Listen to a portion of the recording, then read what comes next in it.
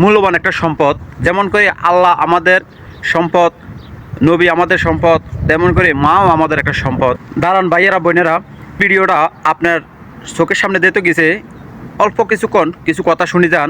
আজকে মা কেন বিয়ের পরে সন্তানের কাছে এত খারাপ হয়, আজকে মাকে নিয়ে কিছু কথা বলবো। আমার মা, আপনার মা, সবাই মাকে ভালোবাসি, মাকে সবাই ইজ্জত করে সম্মান করি। মা আসলে খুবই মূল্যবান একটা সম্পদ। যেমন করে আল্লাহ আমাদের সম্পদ, নবী আমাদের সম্পদ, তেমন করে মাও আমাদের একটা সম্পদ। আমরা নবীরে না পাইলে আল্লাহকে পাবো না, আল্লাহকে না পাইলে আমরা কবরে শান্তি পাবো না।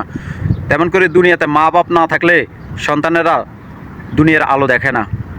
মা সন্তানকে কি পরিমাণ ভালোবাসে, একটা মা সন্তান জন্য একটা ডিম যখন সিদ্ধ করে, ঘরের ভিতরে আরও অনেকগুলো ছেলে মেয়ে আছে, অর্থাৎ আমার ভাই বোন আছে, ওরা দেখবো কারণে মা কিতা করে, আসলের নিচে করি একটা ডিম সিদ্ধ করি আনি ছেলেকে দে দে বাবা ধর, তোর বোনেরা নলে বা তোর ভাইয়েরা দেখলে কান্নাকাটি করবো, তুই যা এটা অস্ত করে চুরি করে যা খাইলে, তো কাপড় আসলে করে ডিমটা আনি তার সন্তানকে দে।